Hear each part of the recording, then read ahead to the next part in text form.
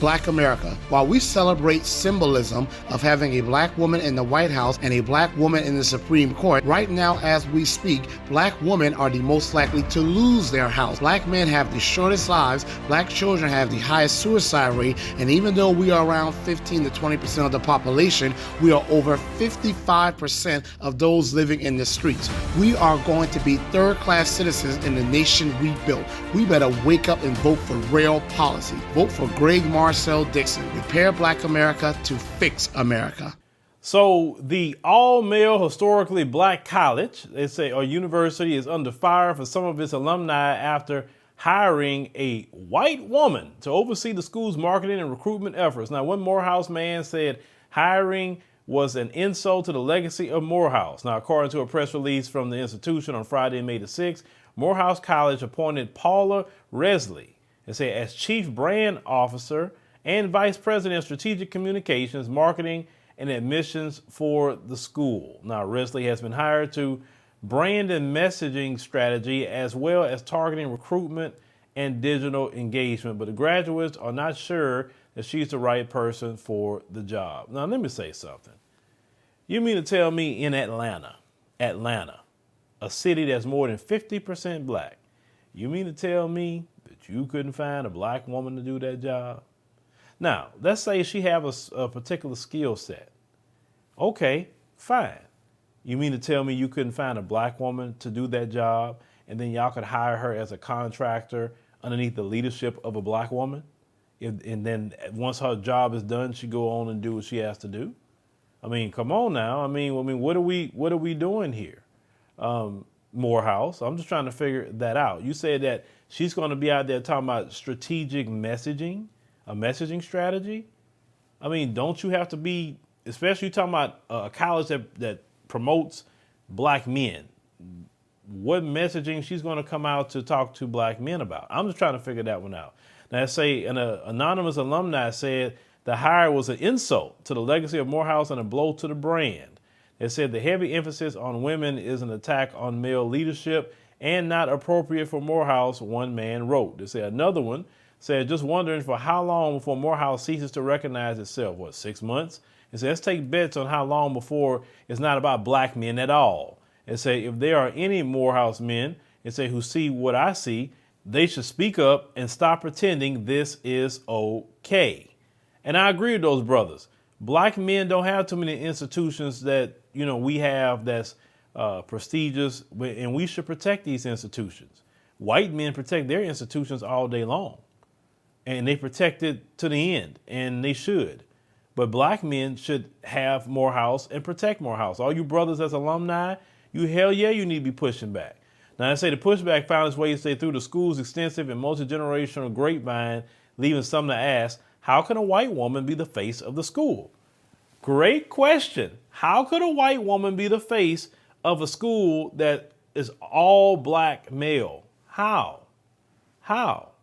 Now, listen, one brother, said what I said here about, they couldn't find a black woman, and I said that too. Now, I say a Morehouse brother remarked to say it comes down to her position. One of a person who would be in some cases the outward recruiting and marketing phase of the college, but she doesn't represent the population in any way. That's true. How is she going to be the face of Morehouse? And it's a college that's targeted toward black men. I mean, it would have to be either a black man or a black woman to be talking to other black men. And probably, I think a black woman probably would be a better strategy because, women could talk to men in a certain way. You know how it goes. You go to them college tours, what normally they put up there to talk to you? Women. I mean, come on, guys, you know this. Even at PWIs, they send women to talk to you to try to convince you to come to the college. So there's plenty of black women that got those skills in Atlanta. You mean, come on. I mean, who in the world hired that woman? I'm just trying to figure that one out. Now, I say others note that while she has a dynamic career working at some major brands, they say some have looked at her resume and have seen that she doesn't have any higher education experience. They say one grad, who objected to the hire said he's yet to see any reasonable explanation of this anywhere. Now, he said the school does not seem to believe an explanation is needed. Oh, really? He was like, we're going to do what the hell we want to do. They say standing on her credentials as a valid reason for her appointment on the staff. And I said Morehouse College President David A. Thomas said Morehouse is fully committed to leveraging technology and targeted communication strategies to build our brand, expand our impact, and fulfill our mission. Boy, y'all president is something else, brothers. Now he said Paul's experience and expertise, particularly in digital engagement, will help Morehouse continue to expand its international visibility and amplify its crucial voice. Once again, you could have hired a black woman to do that. If she had a special skill set, you hire her as a contractor for certain projects, pay her, what she's supposed to get paid, and then that's it. But the black woman is the face. The black woman is in charge. That's what I would do. Let's say part of that marketing and strategic communication expertise was sharpened across digital. He said non-digital channels for Fortune 500 companies outside of education. The various industries that she has worked in include publicly traded organizations, companies as they went through the IPO process, privately owned agencies, and nonprofit organizations. Now, Resley is also skilled in brand management, digital strategy, campaign execution, content creation, sales enablement. It's internal and external events and communications, public relations, and crisis management, making her an asset for the 155-year-old institution as it further thrives in the 21st century. Okay, he really bigging her up, okay? But let me tell you what kind of message this is actually sending. Black women are always passed over for white women in jobs. And you mean to tell me that at a black institution, a white woman passed over black women or even a black man for that job? You mean to tell me, like, once again, there's no black woman or black man that could have been the face of Morehouse? You mean to tell me there's no black woman or man in Atlanta that could not do that job at all? When you got to do all this explaining to talk about her resume, you know good and well you wrong. You 100% wrong. Once again, she got those skills, fine. Let her come underneath the leadership of a black woman or man and have her on projects and pay her for those projects. And that's the end of that. She cannot be the face of Morehouse, brother. I don't get you.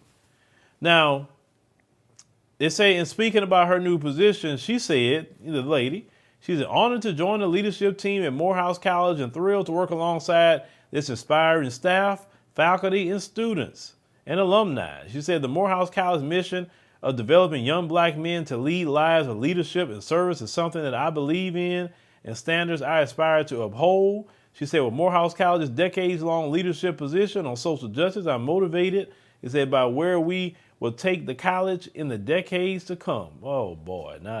Listen, she's saying, well, we gonna take the college. Boy, brothers at Morehouse, if you're watching this video, you need to be going off right now. You need to be calling that president. Matter of fact, you brothers need to go up there in unison and go holler at that president right now. You're like, what you mean she gonna lead it? Well, listen, white folks control the whole system. Black folks can't have a school. At least can we control that? But there's always some shucking and jiving raccoon that's doing that, because that lady didn't come up there by herself. She didn't hire herself. So I can't really go at her too much. Okay. And the brothers, I wouldn't say go at her too much. She didn't hire herself. You got to go at that president of that university that brought her in there. And you go ask him, you mean to tell me all these black women in Atlanta that we have here, all these highly educated black women who have master's degrees and doctorate degrees and all kind of experience, you mean to tell me you couldn't find not one here to do the job? Or you couldn't find another brother to do the job? I'm just trying to figure that one out. Now, they say continue to say the issue is larger than just her. They say a white woman being the face of a black male institution. They say the controversy is dripping with the changing reality of HBCUs, where non-black students currently make up a quarter of the population across the board, according to the National Center for Education Statistics. They say some schools like Bluefield State College in West Virginia have a predominantly white student body, and at least 25% of the black institution's faculty members are white.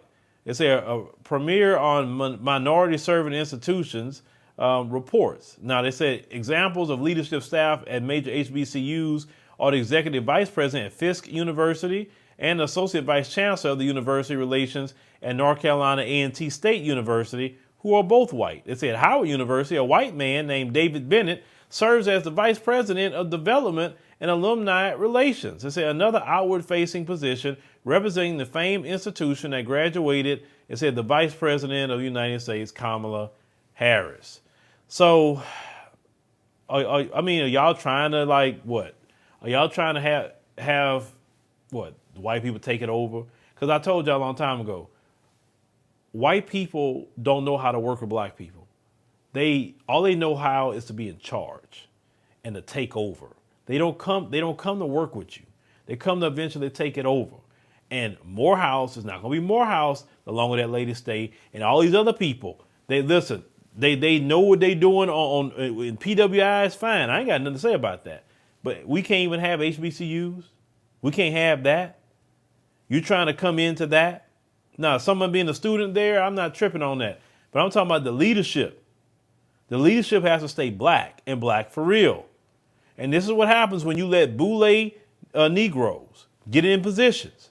Because that boule that's in them is one to shuck and jive for massa.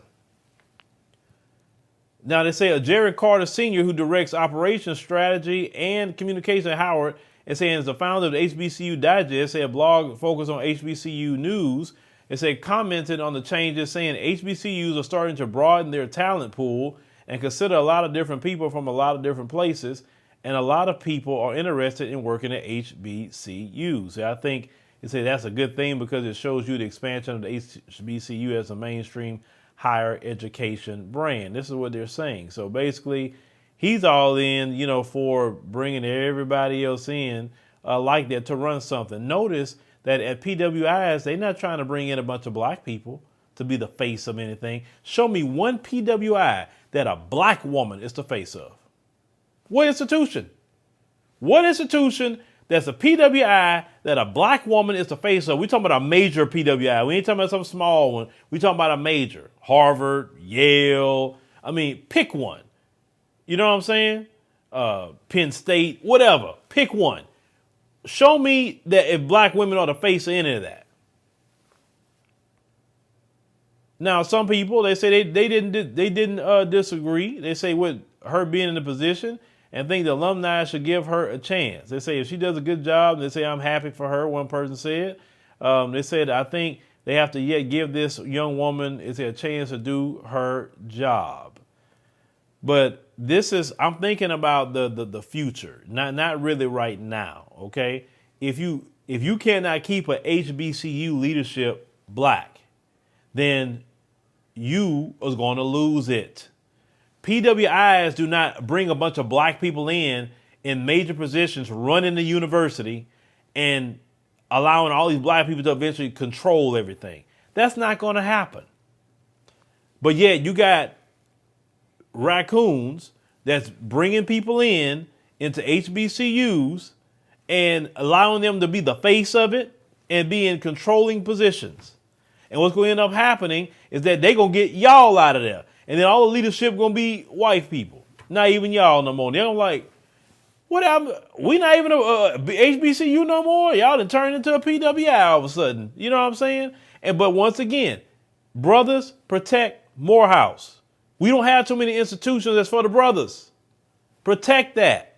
Y'all need to be calling that president, emailing him, tweeting him, and anything else that he got to communicate. And you brothers as alumni, you need to be on his bumper and tell him, look, if you will get that woman out of that position, or we pulling our money. We pulling it.